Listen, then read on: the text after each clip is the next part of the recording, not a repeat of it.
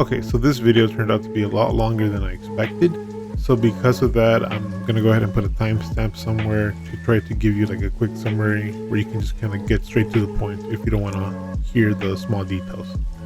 So the reason I'm even making this video is because I have a lot of passion for it and also pride in what it is that I was able to bring into the game.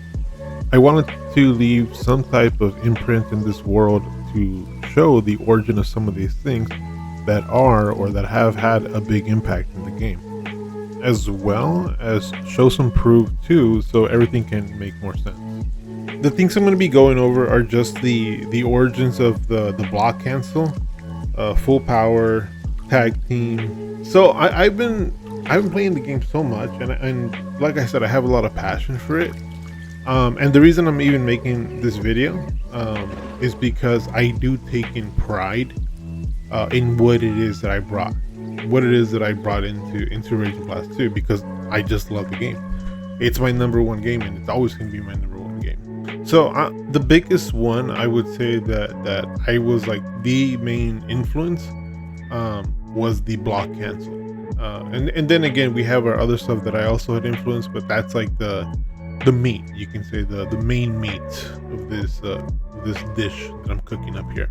All right, so when I was a kid, I mean even now, my favorite show of all time was just Dragon Ball Z, and because of that, I mean I would watch it a lot, and there was a couple scenes that were like my personal favorite, and those personal favorite scenes was usually whenever I saw Goku and Vegeta working together. A couple of scenes, that I can think of, and hopefully I have some examples showing off here and there, would be during the Cooler movie, the Janemba movie, and whenever they were fighting Supergirl. Just so and whenever I saw them working together, I thought that looked so freaking cool, man. And at the time, I was playing Rage and Blast 1, or I started from Burst Limit, and then after that I started playing Rage and Blast 1. And in Rage and Blast 1, if you played it, there is no time limit for you to swap your characters. You can swap as much as you want immediately, or you can just wait a little bit, whatever you want. And since I was inspired by the show of those personal favorite scenes, I wanted to redo them, but in the video game. So what I would do is, that's pretty much once I got inspired, that's exactly what I tried to do. And thus I would come up with tag team moves here and there, so that would make me work with two characters in one, and I would just feel badass, straight up. I just feel cool, bro. Anyway, so I was able to do that in Rage and Blast 1, right? And then Rage and Blast 2 comes around, and they changed it up, that little mechanic where instead of it being immediate, you had to basically give it a little bit of a cooldown. You couldn't just be swapping immediately back to back. But at the same time, I was still, able to implement it to Rage and Blast 2 and kind of just keep it going. So that's the short version, or not even the short version. That is the origin of where tag team came from, but on my end. I know there's been other people that that did something like that maybe they might claim, oh no, I'm the one who brought this technique into the game. But it is what it is. I feel like it's something that a lot of people could kind of come up with. It's not something I would say it's crazy unique. It is unique, I take pride in it, right? But it's not something that I'm expecting that I'm the only one who's gonna think of this tactic. And with that, I can go ahead and get into the next topic of full power. Where does full power come from? How did it happen? What is it? So full power is exactly what it sounded like. It was just my full power at the time. Nothing else. It wasn't anything special. So that kind of questions what was the point of me even saying hey, I'm going to go full power, and what was the reason behind it? So back then, things were very different in the competitive scene. There were many rules, and some of those rules were no supers, no Gogeta, no Kid Buu, no Raging Soul, just a lot of restrictions. A couple others that I didn't even mention, no attacking from the back. It was just a lot of rules back then. It was super strict. The thing is, I would love to mess around with the things that were considered cheap at the time, and I was pretty good with it too. So when I was pushed and I really couldn't do any more damage to my opponent, I would have that power under my belt. But because how cheap it was looked at or looked upon, I did feel guilty using any of that stuff. So to try to give a heads up to my opponents, I would tell them, hey, I'm gonna go full power. And then they would usually be confused. What the heck does that even mean?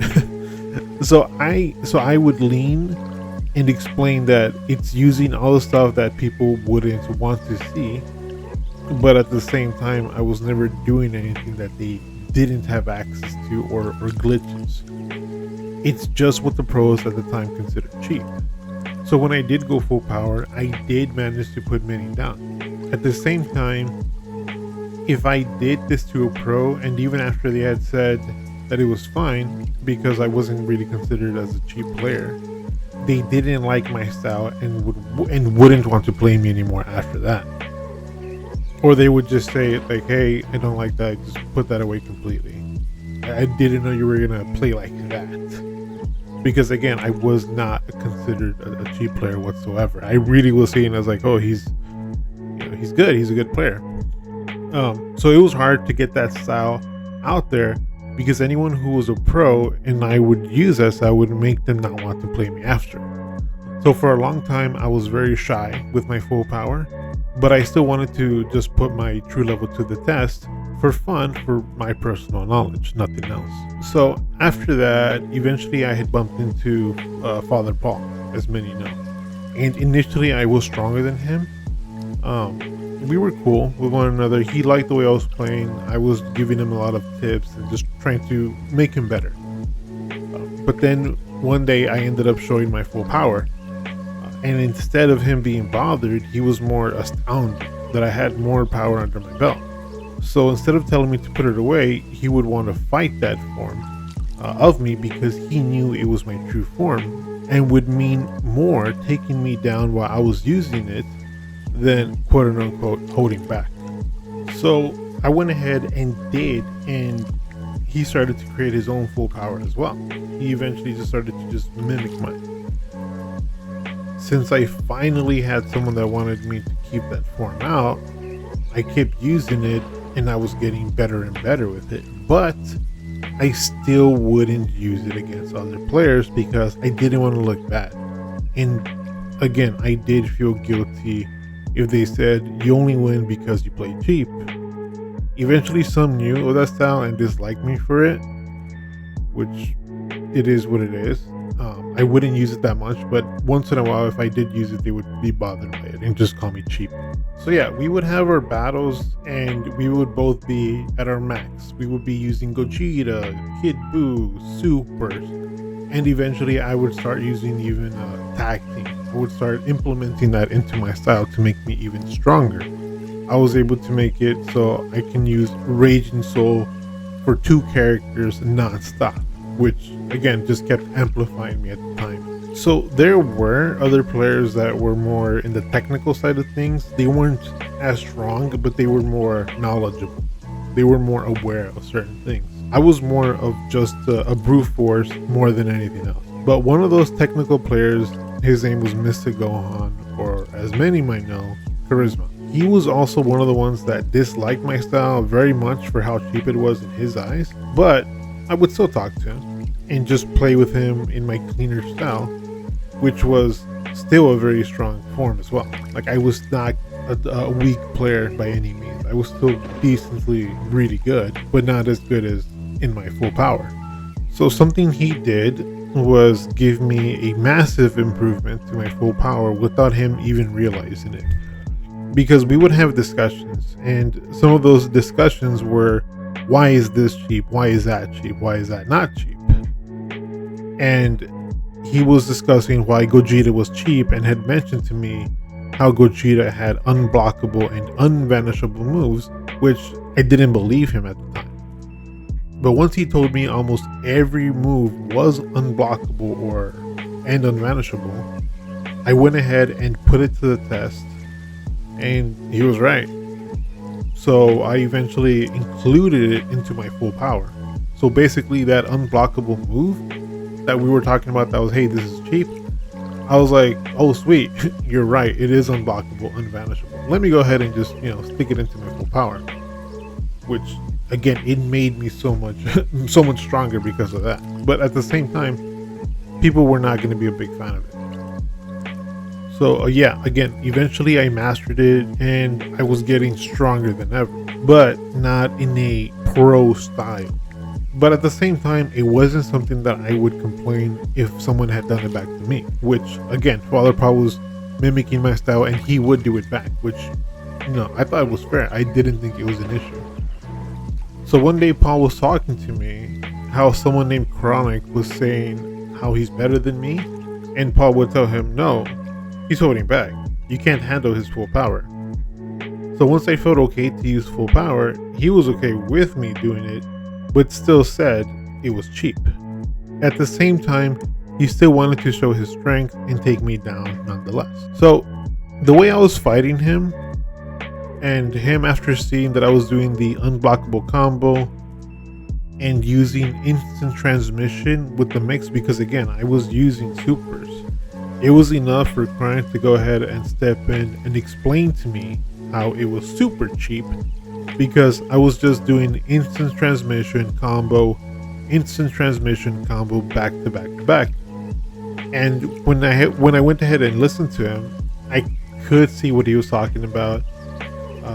And I was crossing the line where I was like, yeah, okay, that is overdoing it, where we agreed to stop using instant transmission altogether. So I went ahead and I finally put that move away, and because of that, I did start to go down in power. And as a competitive player, I just didn't want to go down that easy. So with that, I started thinking of a way to regain that power again and stay within the rules that were now set for me, which leads me finally into how the block cancel came to be. So back then, the block cancel, it wasn't really a thing. It existed, but it was one of those things that it's not realistic to do in battle constantly. But at the same time, I was super desperate to replace the instant transmission and keep Gogeta at the high level that I had him at without breaking the rules, obviously. Oh, and to add on, how I even discovered the block cancel initially was back then there was a move where you would toss your opponents, and when they were getting blown away, you would fly as close as possible next to them, cancel, and then do a super to catch them in that super while they were getting tossed.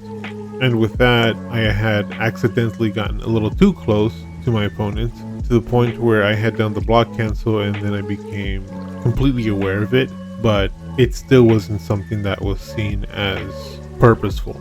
It was just by chance, because how lucky you had to be to do it on purpose. The frame rate was just too low. It was extremely hard to see it as a common move to be done manually. So again, I was looking like any type of moves that I could do to substitute. And again, the block cancel was there, but it wasn't something realistic. It's something that wasn't meant to be used constantly. But I said, hey, I have an idea. It looks like it's possible. Let me go ahead and just give it a try. So after Chronic was finally taking me down in full power, I went ahead and just kept practicing the block cancel. And the way I would practice it is I would go on rank and I would use full power, and I would hope that I wouldn't bump into anybody who was considered a pro, because if you were just a random, I would go ahead and just go all out, but I was just using you as practice to improve my block cancel. Oh, and also to add on, because how much power I was getting from Gogeta, I would want to keep Gogeta alive as much as possible, which again goes back to why I needed Kid Buu out there. Why Kid Buu and Gogeta were my pact, because if Gogeta was damaged or you were to take out Gogeta, it would drop my level to a significant amount. So I would purposely try to keep him alive as much as possible. I would rather Kid Buu take the damage than Gogeta, because even then, if you did take damage from my Kid Buu, I could go ahead and just go to sleep and regain more health. So I was strategic, but at the same time, I was just using everything I can to increase and amplify me. Thus, why I would say this is my full power. And again, people weren't exactly a big fan of those type of techniques or moves. I was literally creating block cancel by accident, but it was meant just for Gogeta. So eventually I was able to do the block cancel a reasonable amount of times, but while doing so, I didn't realize that I could also do the block cancel with other characters. I thought this was just a one-time thing where the timing would change for every single character. It wasn't something that was mastered. It was something that was really out there, where it was somewhat people knew about it, but it wasn't really seen as a real move. It was just, you kind of got lucky with your timing because how small the frames are to even get it. So once that happened, I was able to just use the block cancel for all my other characters, and I just kept going on and using it. I would use it with Cooler, I would use it with Sal, I would use it with just my regular clean style, and it was making me better, to the point where Paul was wondering what the heck is that. And again, if you're wondering why is it even called block cancel, I'm the one who came up with the name, because he would say that move and I was like, what move? That. And I was like, oh, you mean like that block cancel thing? That, again, this is my lingo, this is how I talk. I just say whatever it is that I see. Like Smash 4, I would just call that the gut punch. So a little bit of a side note, that's the reason the block cancel is called the block cancel, because I would just call it, you mean that block cancel thing? There was no name because nobody had ever really claimed it. It was just a whatever move at the time. As time kept going, I was slowly improving the block cancel.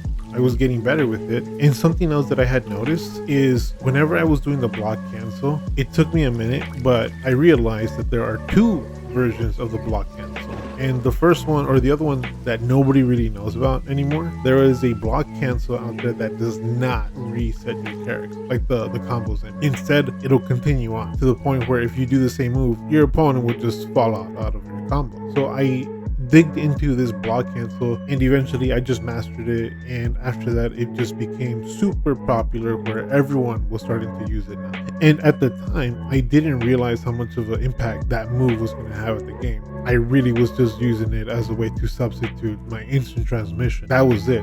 There was no purpose for it to be pro. I really was just accidentally creating a whole new move. And because of that, I ended up making the move super popular because I would do it, and eventually Paul would do it, Chronic would do it, and it would kind of just spread out like a virus, where people would see it and wonder, how the heck did you do that? What is it? So because of that, after time had passed and how popular it became, I went ahead and I took pride in it. I took pride in what it had become, and that's the whole reason I'm even making this video. I really just wanted to kind of explain the origin of the block cancel and why it is that I take so much pride in it, and also just like the other moves, because again, I am the one who made it. I didn't exactly invent it, but I did make it where it was normalized. It was a pro tech move, and it's something that everyone uses and even says you have to have it if you want to be pro in Rage and Blast 2. Anyways, that's pretty much the story to the origins of these things. I've been wanting to make a video for a long time. I'm kind of glad I finally got around it. I hope the video looks pretty good, and that's about it. Alright, so to summarize everything, quick and straight to the point for those that don't really want to get the details. Tag team basically was just a inspiration from the show itself, from when Goku and Vegeta would work together against people like Janemba, Super Buu, Metacooler. Full power just came from exactly what it sounded like. It was just me at my full power, and me at my full power was plain, using everything that a lot of people were against, which were Raging Souls, Supers, Ultimates, you name it. Block cancel was the origin from substituting the instant transmission so I can keep that same level with Gogeta. That's it. See ya.